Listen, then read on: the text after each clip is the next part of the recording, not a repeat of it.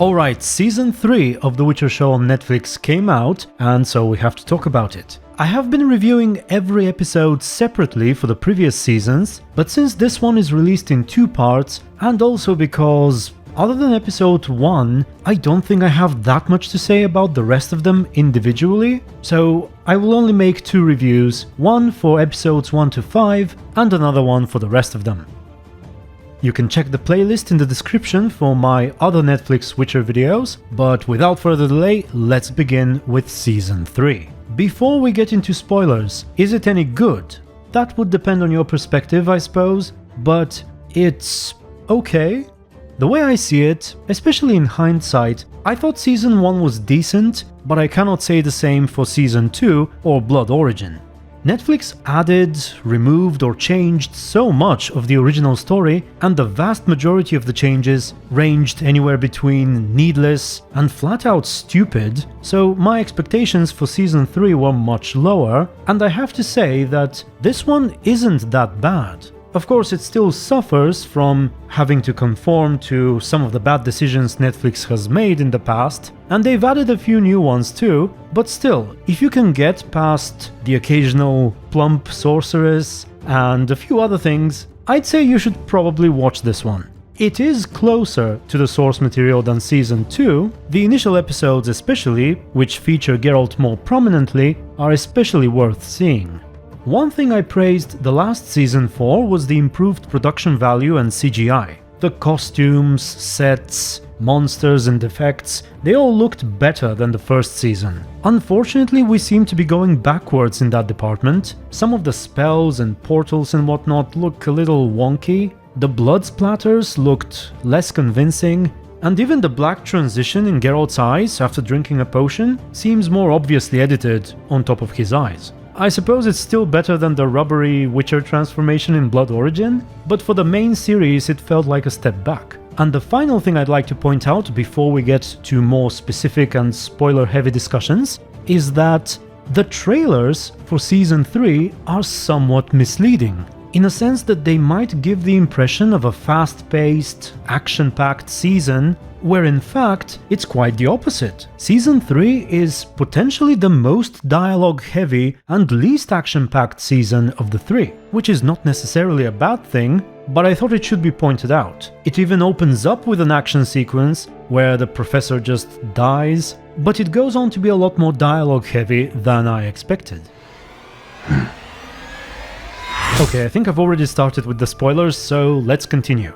As I mentioned, the first couple of episodes, especially episode 1, spend a lot of time on Geralt, Yennefer and Ciri just living together, moving from place to place, trying to evade Rians. And finally, 3 seasons in, Netflix makes an attempt to establish a true bond between our main cast. And does it work? Well, sort of. Sadly, the mistakes of the previous seasons cannot be so easily unmade. If we had moments like Geralt and Ciri's adventures in Brokilon, or the proper first meeting of Ciri and Yen, things could have worked better now. You know, Yennefer calling Geralt dear friend, or calling Ciri ugly one, or Geralt carrying Ciri on his back, all these would have held more meaning if they were set up properly. But what can you do? I also thought the part where Yen and Geralt communicated through messages because he wouldn't talk to her was kind of cute. You know, if you can get past the fact that he's still traveling with her, considering what she did in the last season. But yeah, Season 3 definitely does Yennefer a little better. She is just less obnoxious now. They also toned down her swearing, which is a welcome change. It was one of the things that really turned me off about her in Season 2. There are still moments where I thought the swearing was unnecessary, but by other characters. Holy shit. Oh shit. But generally, it does seem like the writing has improved a little, which is nice. Back to Ciri, Yen and Geralt, the Beltane, or however it's pronounced, celebration was not bad. I just felt like the Shaelmaar encounter was underwhelming. It's actually called Jack something, and it just rolled in during the celebration. I guess it was rolling down Ciri's trail across the entire continent, because apparently it can follow her blood trace or something. It's more of the weird stuff they introduced in the last season, but basically Geralt just showed up and it died, and that was that.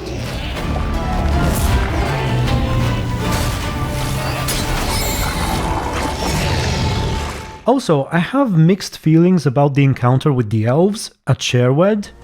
Never seen so many wild roses in one place. By the way, those are not wild roses. The discussion about neutrality and the history of the Elves was the good part, I thought, but then Francesca's people and Rian's showed up and it started to crack a little. Geralt's fighting was pretty good, possibly the best part of the scene. Ciri's not quite, but a few weird things happened, like Yennefer so casually taking Francesca out of the fight without even breaking a sweat. It just made Francesca look completely inept, despite seeing how easily she could knock out Fringilla and also perform some mass murdering curses and whatnot, but here she literally did nothing. And then there was the part where Geralt jumped into Rian's portal, but he let him live for some reason. Then as soon as they figured out that there is someone even more powerful than Rian's threatening Ciri, and that she will arguably need even more protection, Geralt suddenly decided to leave her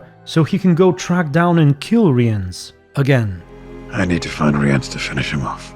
That felt a bit like the part in Season 2 where Geralt suddenly had to leave Keira and Margarita to investigate the monoliths at Sintra. But now that I mentioned Francesca and the Elves, I'm also not a big fan of their general involvement in this season. Most of their screen time is spent dealing with the same kind of issues that they were dealing with before they allied with Nilfgaard in Season 2, only to ultimately fall back in line with Nilfgaard a few episodes later.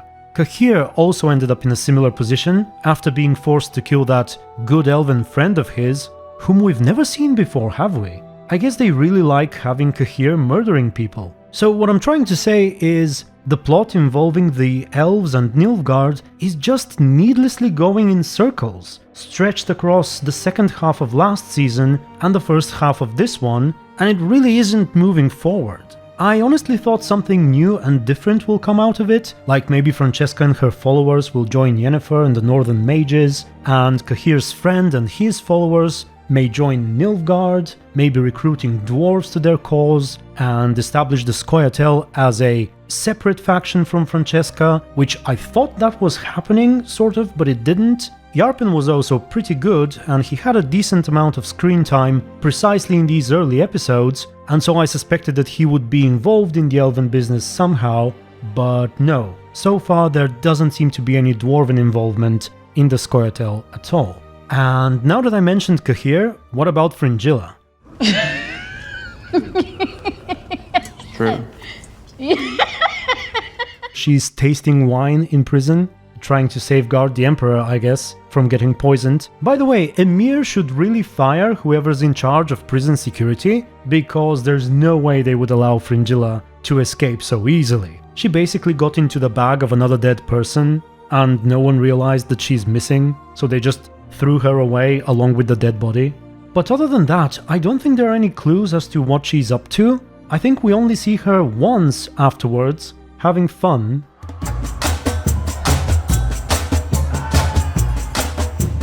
And that's about it for now. We also don't have much insight into Emhyr's motivations, to be honest, despite the fact that he had a decent amount of screen time, especially with his lesbian dwarven blacksmith. It's not entirely clear what his plans are for Ciri or the Elves, and how heavily he is involved in the affairs of the Northern Mages. He seems to have let go of his past, except for the memory of his daughter, but I guess he's also kind of evil for forcing Keira to kill his friend. Back to Ciri again, she spends even more time with Yennefer now that Geralt is away, and again, it's better than Season 2. They have certainly gone past the fuck spell. They try to find some common ground in their past. It helps that the show is now less obsessed with making Yennefer a badass and the center of everything, although towards the end, when they reunite with the mages, Yennefer is still able to sway most of them with her charm, and it is sort of implied that her freeing Keira is at the root of the direction of the entire plot of the show. You know, that moment where she ran around with the giant axe, single-handedly tearing everything down in front of all the rulers of the north. But in the meantime, Geralt goes to Rience's fortress. I'm not really sure where it was. I think it was supposed to be far away, but since he rode from Sintra to Kaer Morhen overnight, I just stopped caring about time and distance. So the place turns out to be this Eldritch dungeon where experiments of the flesh take place. The fight with the, I'm gonna call it Hecatonchires, was a little weird, but it was a curious and unexpected monster, so I kinda liked it. Now I'm still not entirely sure what they were trying to do here. At first, I thought they were attempting to clone Ciri from her blood, but then it seemed like they were trying to use Ciri's blood to imprint her memories onto a girl who looks like her, perhaps to fool someone into thinking that this is really Ciri. There is also the implication that the villains are using some different type of magic, black magic or something. You know how Rience opens these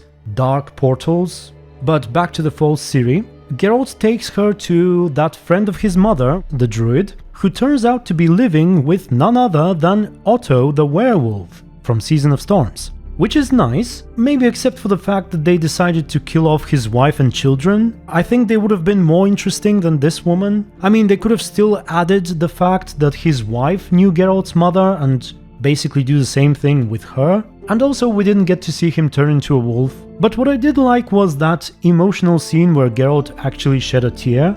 It's nice to have a scene that makes you feel something without having to resort to overly dramatic arguments or shouting, which is usually the case when it comes to Yennefer, for example. Here it was just a couple of people exchanging a couple of words, and it worked. To be honest, Henry Cavill has always been quite invested in the emotional side of Geralt. I've pointed that out several times in other reviews, and it seems to be the case here as well. In the meantime, Ciri has her encounter with the Wyvern masquerading as a basilisk, which is a memorable encounter in the books, and even inspired a small side quest in The Witcher 3. I do like how they did it here as well. It is a somewhat shortened version. Fabio's involvement was also shorter, but not bad either. And of course we had a brief glimpse of Ciri's future lover. Fucking hell. What is bad though is what comes next, and that would be Keira and Margarita. In the books, Ciri has a glance of Margarita's naked body in the bathhouse, and she thinks she's the most beautiful woman she's ever seen. She thinks a goddess would be jealous of Margarita's body or something like that. And so this is just not Margarita. And it shows that whatever is driving the creators of the show in choosing the right actors is clearly more important than staying true or even staying close to the source material. So let's move on. Ciri gets bossed around by the suspiciously looking sorceresses and decides to leave. She somehow communicates with Geralt, and he manages to intercept her right as the Wild Hunt themselves show up to chase after her. Now this is another scene that might feel a little underwhelming if you've seen the trailer. I personally expected some more, but there's basically nothing else than what we've already seen.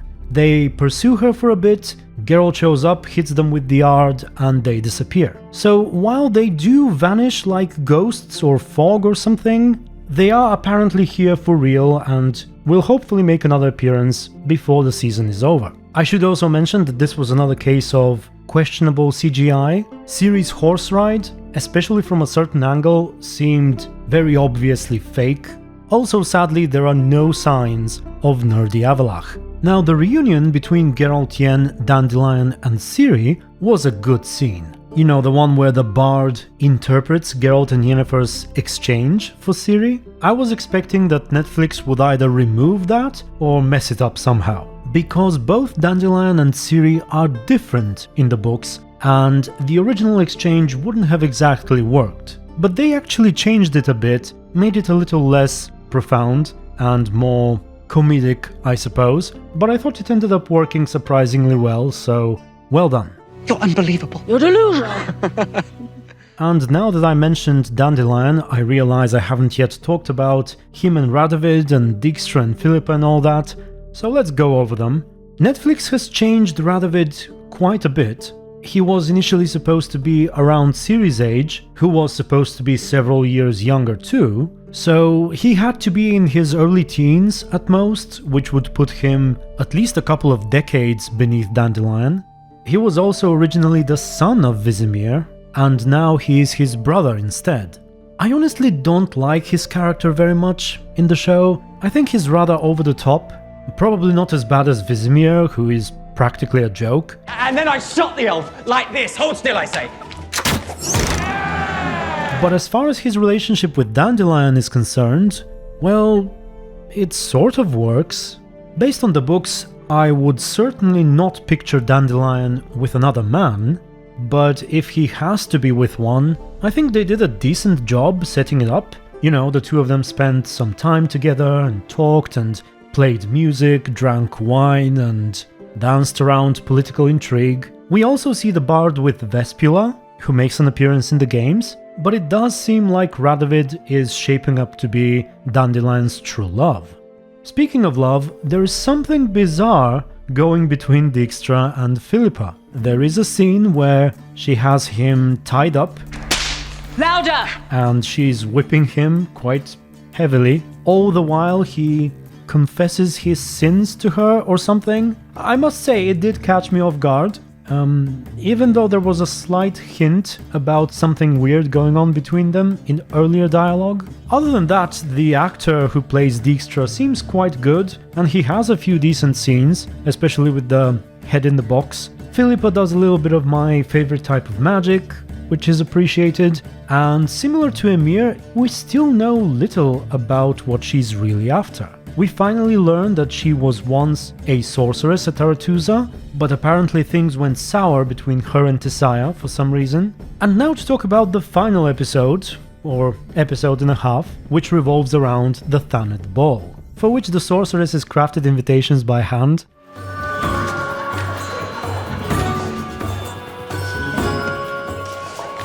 I can't decide if this is kind of cute or kind of stupid, maybe a little bit of both. But anyway, the ball on Thanet. I must say I thought it was a little bit longer than it needed to be, the whole sequence. We had Geralt and Yennefer retelling the events after the fact, and in addition to that we got to see these events unfold basically 3 times over.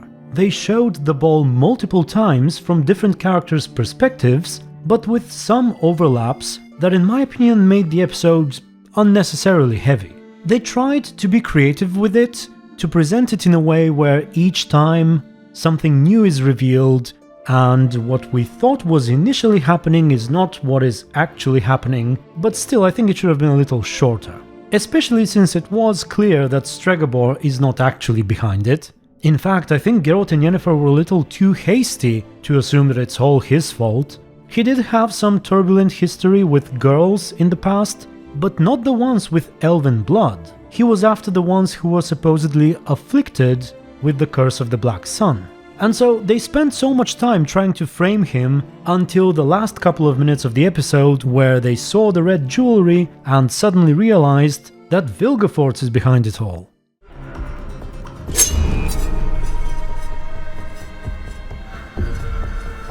Should have chosen a side, would you? And by the way, one does not simply sneak up on Geralt.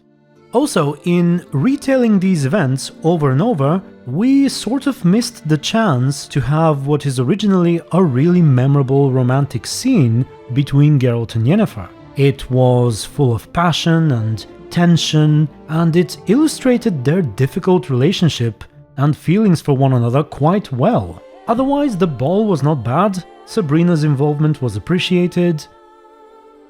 I don't think Valdo Marx was originally there. In fact, I'm not sure if he ever makes an appearance in person in the books. Do let me know if he does. We may even see some more of him and his rivalry with Dandelion in the future. Speaking of the future, I forgot to mention that Leo Bonhart's name was dropped. Dominic Huvnagel will send his cousin Leo Bonhart here to recuperate his losses, with money or with blood. So he will most likely appear in the following season. For those who don't know, he's basically Ciri's antagonist in the story, and the two of them have quite the relationship actually. What else have I not mentioned? Triss didn't do too much. She's now a teacher at Aretuza. I think she actually looks pretty good compared to Keira and Margarita now. They revealed Lydia's fate and why she speaks telepathically, although the way it was handled was a little unsubtle, I think. There is a scene where she makes fun of Rience's face, and it is such an obvious setup for him to come back at her and say, well, at least I have a face, or something along those lines. Don't worry your hideous little face. At least I still have a face. Instead of just the illusion of one. And I guess I should mention Vilgefortz. He doesn't do much in part 1 of the season. There is a rather memorable exchange between him and Geralt in the books, and they sort of recreated it in the last episode, but I think they did not quite manage to recapture the same philosophical nature that it had originally. There will be more of him in part 2 for sure. There is even a teaser after the 5th episode which shows him about to fight Geralt with his staff and all that. There's also an unicorn, and it should be good, hopefully. I have also said in the past that this may be the last season for me, since I've been growing out of the Netflix Witcher stuff, especially with Season 2 and Blood Origin, and I'm not sure, to be honest. I might be after I've seen part 2. So far I certainly like Season 3 better than Season 2, but is this enough to bring back that spark in me? I'm not sure. So tell me how you felt about Season 3's part 1 and everything I've talked about, and until the next video, stay tuned and be good.